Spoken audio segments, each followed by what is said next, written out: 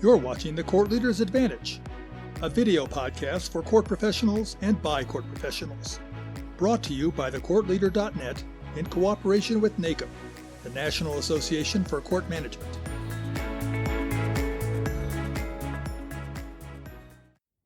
Since the May 25th death of George Floyd in Minneapolis, emotions in this country have been rubbed raw.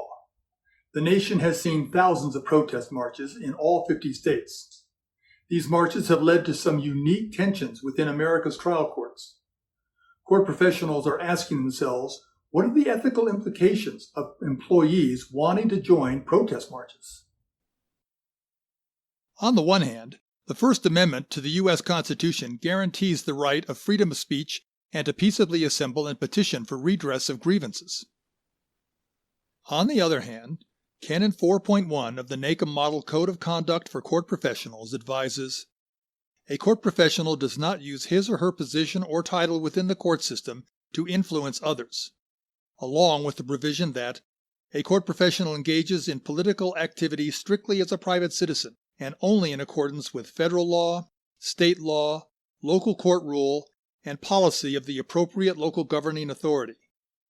The aspects of this canon are augmented by a view held by many within the court community that a court professional is always a representative of the court, whether or not they are on the job at the courthouse. With emotions running so high, protests can start out peacefully, but can very quickly see violence. This fact was brought out very dramatically in a June 26 New York Times opinion article, which described how a protest started out peacefully, but then turned into a violent confrontation within 60 seconds. So as a clerk of court or court administrator, what advice would you give your employees? Is there a model policy that we could use as a best practice? And what advice do you have to other court professionals around the country who may be facing this very question? I'm Pete Kiefer, and welcome to the Court Leader's Advantage podcast series. This episode is a video conversation exploring the ethical implications surrounding court employees joining protest marches in this current, highly charged political atmosphere. Today we have with us on a video conference call, Alicia Chin Gary, Clerk of the Superior Court in Mecklenburg, North Carolina, Sarah Brown Clark, the elected Clerk of the Municipal Court in Youngstown, Ohio, Elizabeth Baldwin, Court Administrator for the Municipal Court in Seattle, Washington, who is joining us by telephone, and Jeff Chappell, Court Administrator for the Municipal Court in O'Fallon, Missouri. Thank you all for joining today's podcast. Let me start by asking each of you, has your jurisdiction experienced protests? Elisa, how about the city of Charlotte? Yes, protests in Charlotte began almost immediately, and they have continued. Most of them have been centered in the downtown area, which does include the area near our local courthouses. Just this weekend, there was a 4th of July march that included a large number of children learning to use their voice for change. And regretfully, this is not new. Charlotte has a recent history of having many incidents of police-involved killings that have sparked public demonstrations. Elizabeth, how about in Seattle? I think everybody knows that Seattle has been experiencing protests, and they're ongoing as we speak. Likely a lot of you have heard of our CHAZ, the Capitol Hill Autonomous Zone, or the CHOP, the Capitol Hill Organized Protest Area. And that actually was a 6 to 8 block square area in downtown Seattle, just east of the Civic Core. That was actually cleared by police over the weekend, but it was organized, ongoing 24 hours a day protest area from June 8th to about July 3rd. There's also been daily protests on our main interstate, I-5, through the downtown Seattle area. And we did have this last weekend, 2 protesters were hurt by a driver in a car, and one unfortunately died. And so protests are no longer being allowed on the interstate because of that danger. And I receive a daily email from my chief marshal about known possible protests. I received one again today. There's 4 possible protests in the Seattle area. And so we review those emails to see the location, the time, who's calling it, those kinds of things, to see if they would interfere with access to the courthouse or if they would cause major problems for commutes for employees.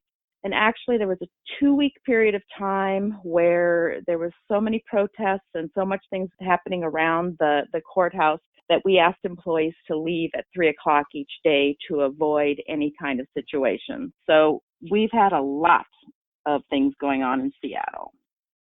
Sarah, how about in Youngstown, Ohio? Well, actually, we have had several demonstrations to the extent that at one point we closed the courthouse early. The courthouse is located right in the center of downtown.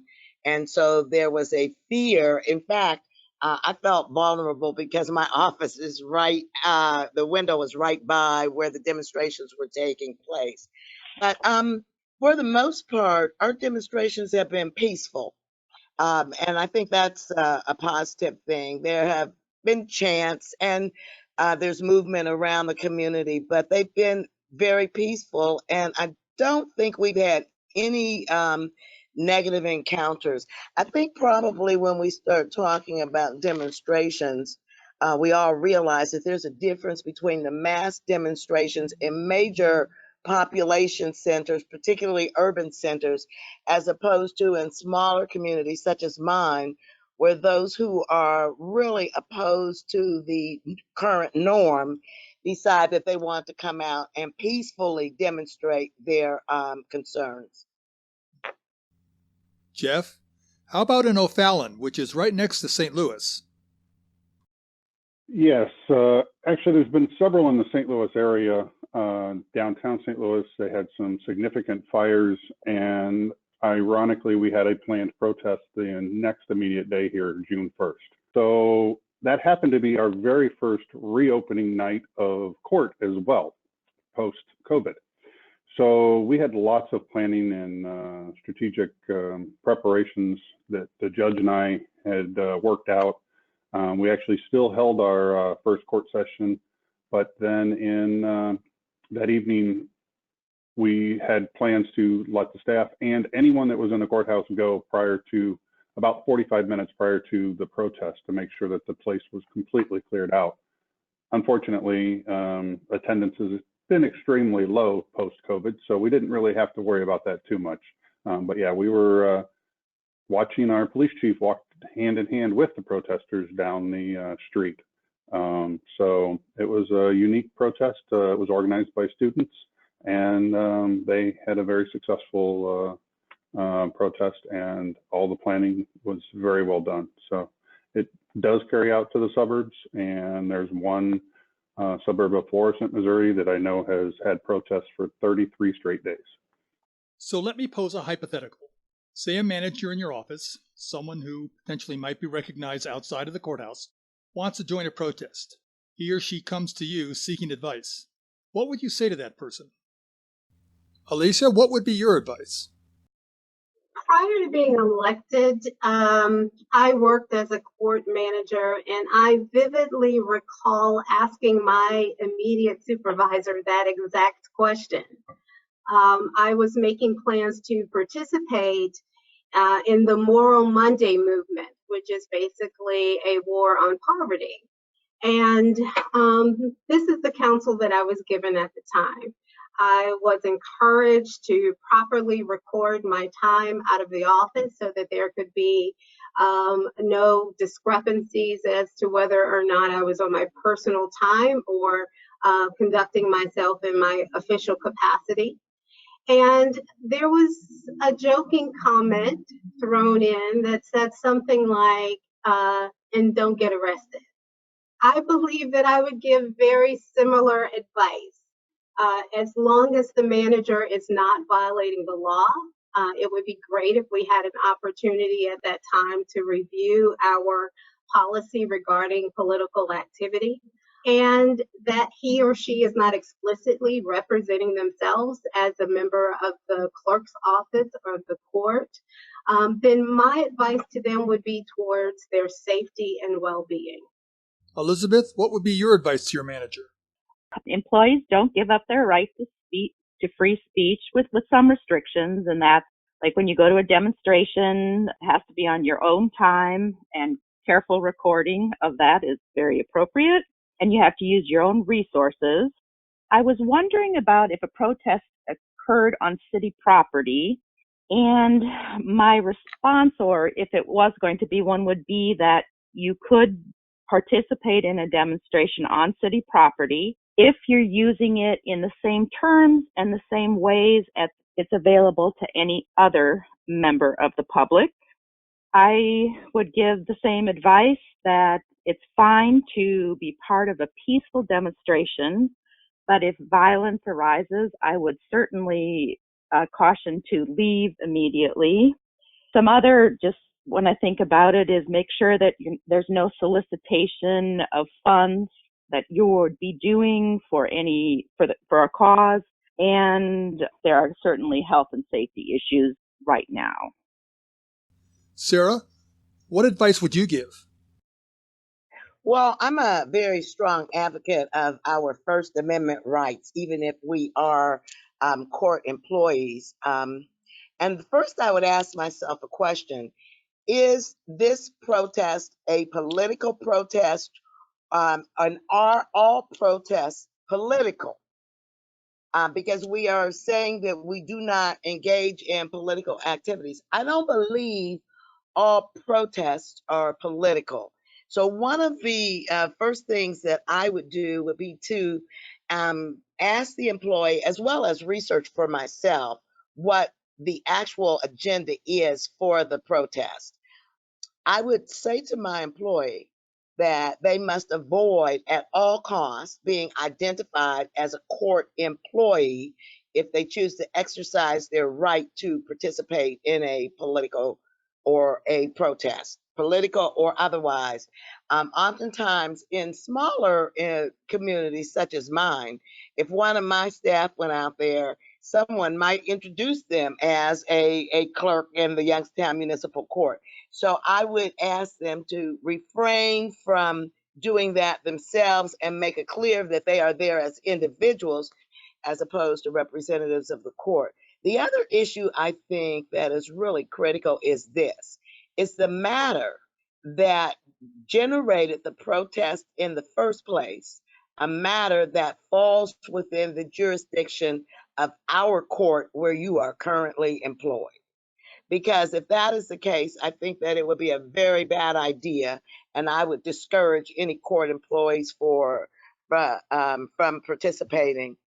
The other thing I would say is, as long as the protest is legal and organized, because I have seen across the country where just a group of individuals, perhaps with no real sincere agenda, choose to organize a group of people, which really eventually becomes a mob. And we've seen this across the country, and they've been very destructive. So I would urge my employee to make certain that they understand the structure and the organization of the planned event. Jeff, how about your advice? I would state that they're free to do whatever they wish on their own time legally, and that they would need to be clear that they're not able to wear anything representative of the court. They cannot speak on behalf of the court or mention their employer if they're interviewed or inquired, that they are there on their own free will and their own free time. You know, if I could add one thing, Peter, I would suggest that you do not get arrested. So if you're in an environment where the situation explodes and there's the potential for arrest, I would suggest to my court employee that you hustle out of there. Now, just to be fair, what if that manager comes to you saying he or she wants to join a counter-protest that plans to confront a planned protest march? Would your advice be any different? Sarah, what would you advise? My advice would be the same, exactly the same, and I would echo Elisa and Elizabeth's comments as well. I would say, though, my final parting shot would be do not get arrested, because your being arrested could result in termination, and it really has a significant impact on the public perception of the courts. Because we all know if any of our employees get arrested in any demonstration of that sort, They're going to identify where they work. Elisa, what would be your advice? I think that I would have some desire to emphasize safety because a counter protest usually is met with confrontation of some sort. So I would have just natural fear that it could escalate. So I would emphasize safety. Elizabeth, would you say something different?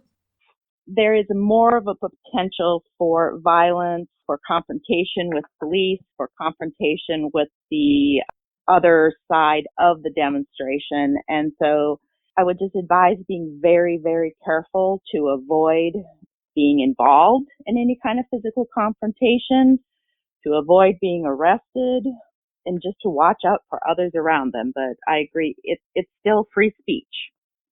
Jeff, would your advice be different?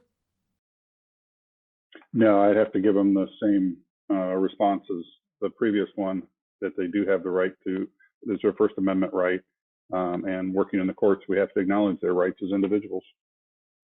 Jeff, has your court or state administrative office issued any sort of policy statement or directive regarding participating in protest marches?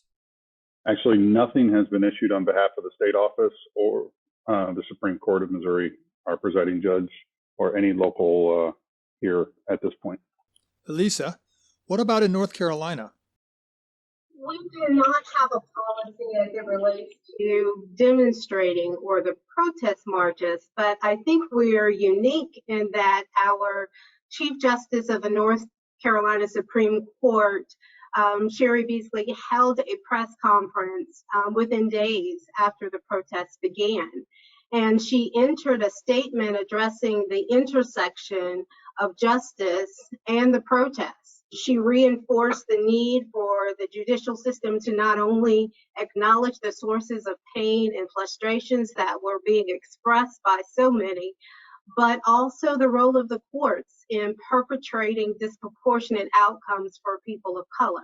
She was very bold and very poignant and made a charge to our judges to recommit to equity. Elizabeth, what about in Washington State? No, I searched to find a policy and I did not find one. I will say that our mayor has issued a memo to all city employees encouraging conversations about the current racial disparity in the criminal justice system. So conversations are allowed on work time and can be specifically called and facilitated by employees, but we do not have a policy. Now, you have all advised our protesting manager, do not get arrested. What are your thoughts about how you or your court would react if that manager ended up being interviewed on the nightly news at the protest? Elisa, what would you say? That's one of those more loaded questions. I would have to say that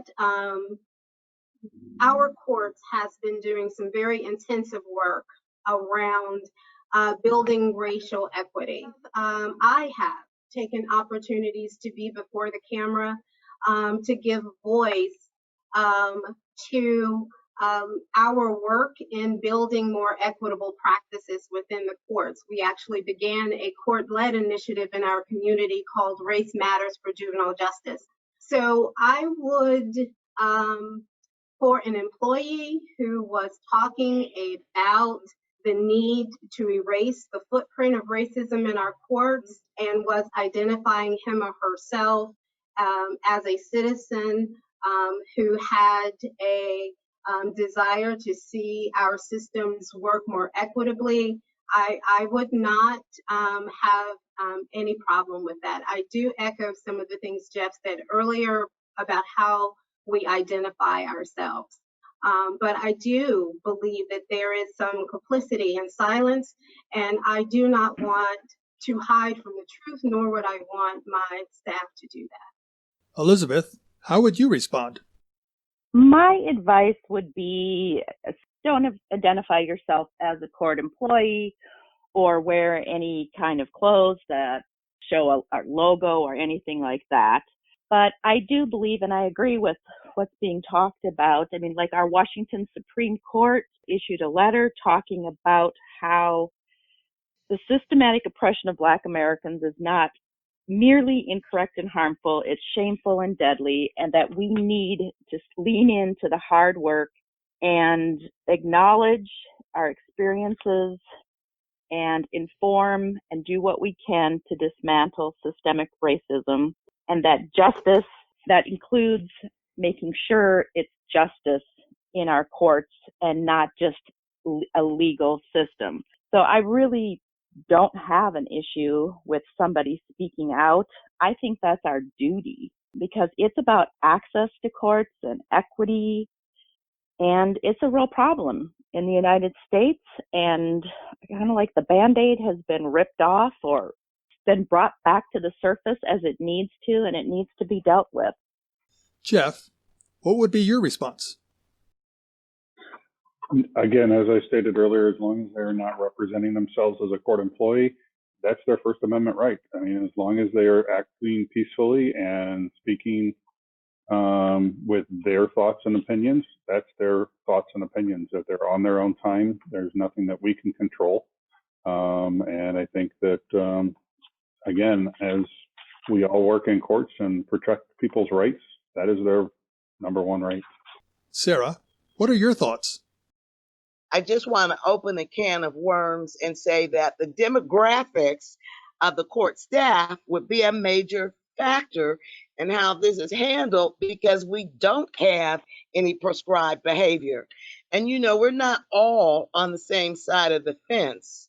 So it really could be a major career pitfall for an individual whose opinion differs from the supervisor's opinion and ends up on television, even if that individual is speaking as an individual.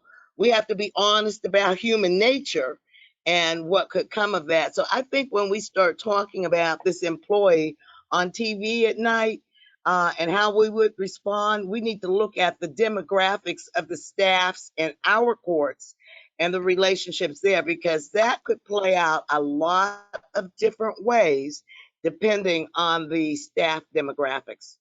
Alicia, now let me throw you a curveball. Now, we have seen many of these marches where folks were not wearing masks or social distancing. Would your advice to your manager take into account the coronavirus crisis? Not necessarily a different turn. I would absolutely say to be safe, to wear a mask, to make wise decisions. But many of the demonstrations have come in different forms. I have seen social distancing in smaller groups. I have seen rallies that did not include an actual march, but just the gathering of people together. There have been many formats that are conducive to demonstrating and staying safe. So my best advice in that situation would be to make wise choices and to be safe. There was a local rally that involved our bar association, in which someone did report being present and having tested positive for COVID-19. The advice was anyone present at that rally to seek testing. The governor of our state has given similar advice to anyone who is demonstrating in large crowds. And I do believe that there has to be a balance. So I have been declaring the necessity of being safe from the very beginning, and but I do think that there are ways to give voice and also to be safe. Elizabeth, would your advice be different due to the coronavirus? In Washington State, we're under a mandatory wearing of masks in public. So I would absolutely advise that you do that and to try to maintain social distancing if you can. And then I would ask the person if they would please go through one of our free drive-through testing sites afterwards, just as a precaution and as a safety measure to protect the health and safety of their family, friends, and people, their peers back at work. Jeff, how about you? Again, I think it comes down to what the orders are, such as you just mentioned. We have different orders because St. Louis County and St. Louis City are required to in public. Come across the river to where I'm at in St. Charles County, you don't have to have a mask.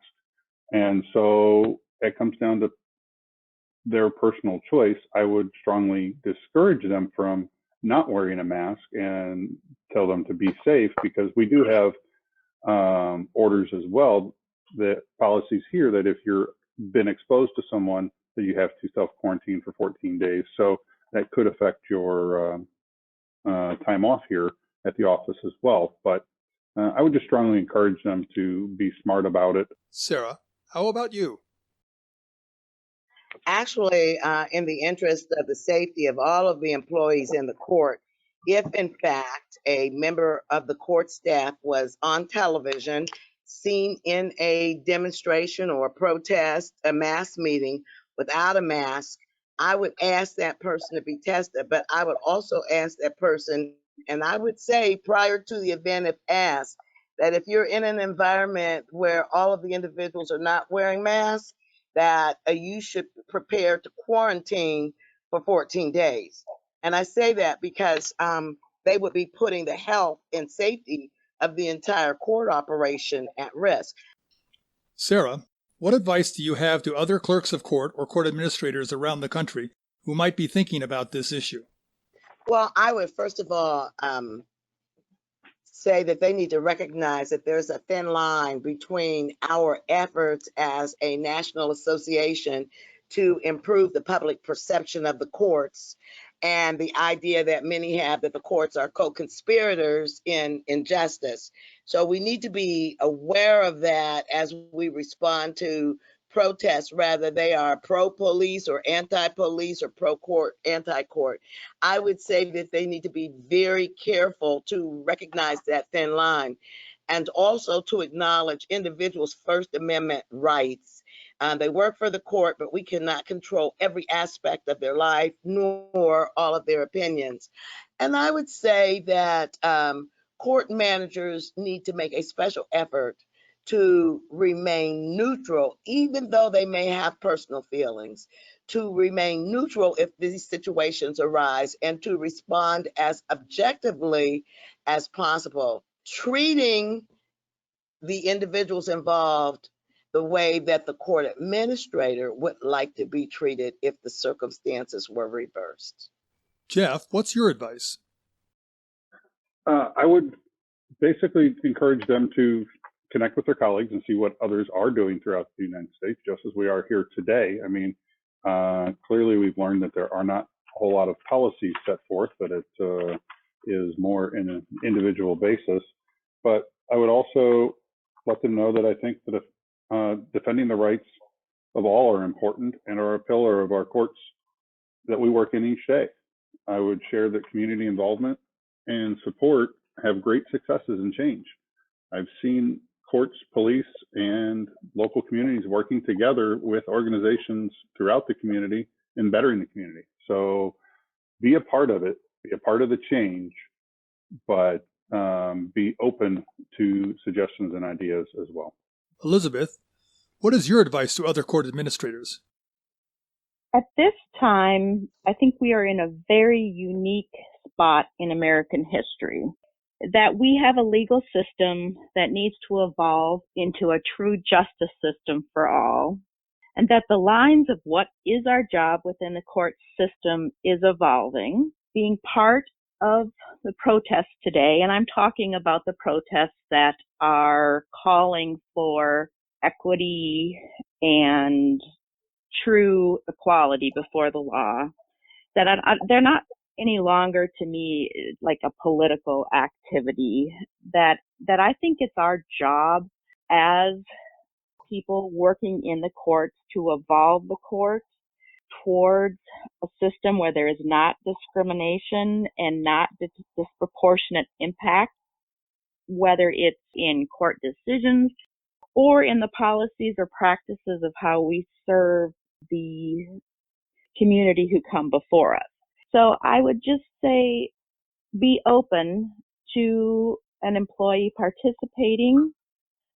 I think, again, it's a unique period of time, and we as individuals need to speak out to change the system. But I would say please listen to the rest of the podcast, because I think there's some very good, strong advice that all the members of the panel have given today. Elisa, what would you advise other clerks of court? I believe that my advice goes to the heart of justice. I believe that in any city, in any role, whether we are a clerk, a judge, a court administrator, or manager, we are part of a system, and we have taken an oath to administer justice without favoritism and impartiality. And in order to do that with any level of integrity, we have to take on the professional responsibility of developing a racial analysis so that we can equip ourselves to build that justice. In our NACM conferences, we have talked about implicit bias. We have talked about the necessity of educating ourselves. We've talked about how there is a historical component that we have to be aware of in order to move the arc of justice forward. We have to know that history.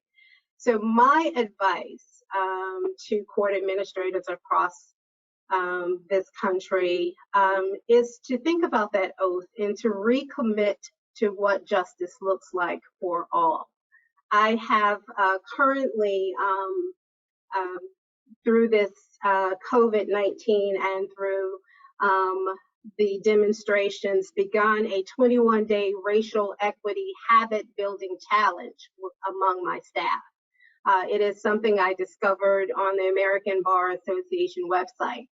And it gives us the opportunity to take 21 days out of this chaos that's happening around us to really discuss and focus on how to build equity as a habit within our court system. I think all of us can find unique tools to help us concentrate our focus on what equity could look like, reimagine it in our justice system. I think what I have learned and what we have all observed is that the disproportionality is real, and the differences in lived experiences happens before our eyes every day. So my advice would be not to be silent, not to live in fear, to really use our lives and our positions, where, be it in the community, in our homes, among our friends, to live out the true meaning of justice. My thanks to Alicia Chingary, Sarah Brown Clark, Jeff Chappell, and Elizabeth Baldwin today for sharing their thoughts on the ethical implications of court employees joining protest marches. This is such a timely topic. Join us next month, August 20th, for the next episode of the Court Leaders Advantage podcast series. I'm Pete Kiefer, and thanks for listening. My thanks to Alicia Chingary, Sarah Brown Clark, Jeff Chappell, and Elizabeth Baldwin today for sharing their thoughts on the ethical implications of court employees joining protest marches. This is such a timely topic. Join us next month, August 20th, for the next episode of the Court Leaders Advantage podcast series. I'm Pete Kiefer, and thanks for listening.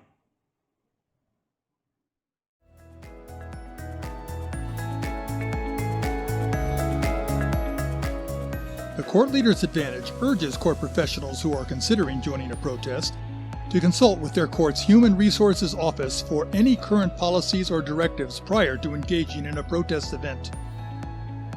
Thanks for joining us today. The Court Leaders Advantage is a regular podcast on courts and court administration.